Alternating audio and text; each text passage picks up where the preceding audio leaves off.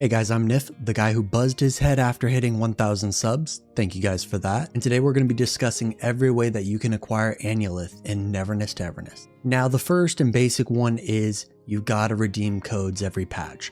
The codes listed on the screen are the ones that you could currently use. Some of them don't give Annulith, but most of them do. Next up is our daily participation trophy, where you acquire a total of 60 Annulith for doing your dailies. Now 60 might not seem like much, but over the course of a patch, that's roughly 15 pulls, so make sure that you're doing your dailies. Next up we got this witch. When you speak to Blackbird and you go and turn in your Oracle Stones, you'll receive Annulith awards for meeting level up milestones, such as just now, I'm getting 50 Annulith plus some Hunter XP and some other goodies, like this, which permanently increases your stamina by 10.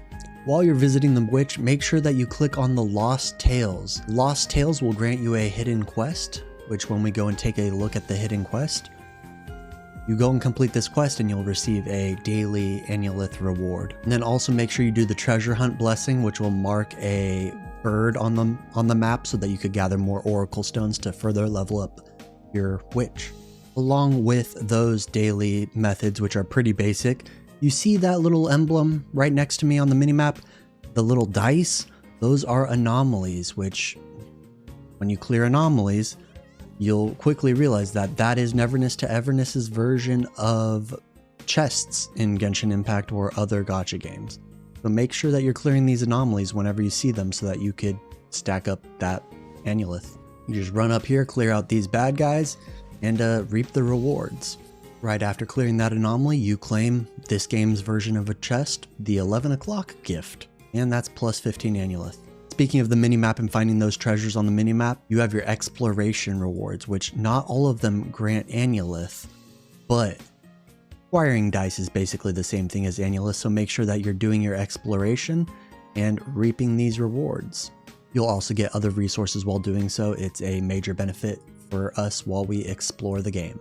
Unfortunately, I've got one to claim, but we've got our achievements, which generally will give you 5 to 10, sometimes a little bit more Annulith. Go in here and claim your achievements whenever you do them.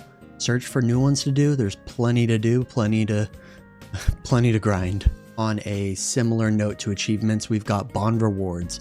As we bond with our characters and level up their bond level, we will be granted a decent chunk of Annulith and some little fun perks. And whilst you don't get Annulith for ascending your characters, every other ascension grants you a dice, which is the equivalent of 160 Annulith. But it is just for the standard banner. But yeah, level up every character and do their first ascension and you could stack up like 10 dice relatively quickly. Make sure that you have the resources to do that though. And a pretty interesting one that's tied to our Tycoon rank. Once you can access the Hunter Exchange, you can exchange your excess fawns for Annulith. You could also buy tri-keys so that you can get weapon banner pools. And yeah, as you level up, you'll unlock more and more Annulith. These limited items do not refresh when the patch refreshes, but the Annulith and other stockables will refresh. So it is a place where once you have the funds to do so, you should definitely stock up on the more important items. Then, of course, something you should always keep your eye on every patch are the events. Of course, on launch, we've got the login event where we're getting a boatload of dice, a free character, and a free arc. And then along the way of leveling up, we're getting free dice and free weapon banner pools for leveling up our hunter level. And then we've got a quest right now, the Big Owl Express, where as you complete the Beyond the Rails, you're gonna get Annulith from Beyond the Rails, but you'll also gain Annulith from this event reward, as well as a copy of Haniel, which I think we'll all see 6 eventually. And she's just so cute. Then in the events tab, you could see the character trials where you could go through and complete the tutorials for these characters, which will grant some beetles, some character materials, but the limited banner will also grant just a little bit of Annulith for you. And then we've got Beyond the Rails, which I am currently working through slow and steady. My account is progressing as fast as I can. I'm a 30-year-old with a career and a daughter, and I'm on my way to retiring from my career, and I'm gonna pursue this as full-time as I can. But yeah, go through, complete the Fractured Circle and then the Prime Circle as far as you can. I'm gonna keep pushing this, but you get 160 pools for each 3 stars that you get, and that will add up. it comes out to almost a complete 10 pool, and we have like another month to complete patch 1.0s. Each patch you'll get a refresh of this, get that grind on, get that 10 pool, and you'll earn even more from the special route. So get on that, grind the hell out of the ghost train. We're all pursuing it. It's the end game. Get your 10 pools. You got to do what you got to do. Back to the City Tycoon. The property renovation guide will grant you some Annulith as you go through and complete these quests.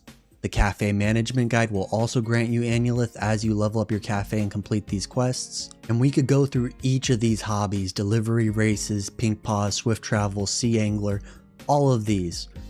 They're all going to have their own metrics that you can continually level up in order to gain rewards.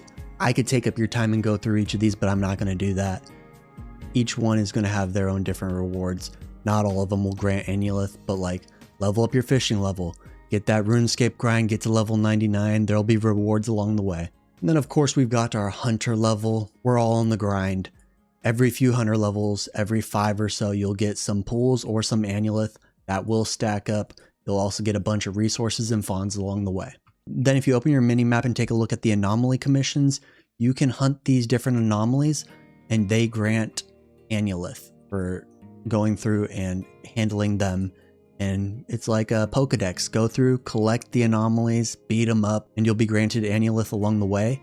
The high risk commissions are going to offer even greater rewards, so go through and do these. There's going to be different levels of difficulty which grant further rewards. A lot to do, a lot to grind. Get on those. And then a big one that goes without thinking about often. Our main story quest is going to grant pretty big chunks of Annulith. Our little spin-off quests are also going to grant decent amounts of Annulith while granting us a lot of hunter level experience.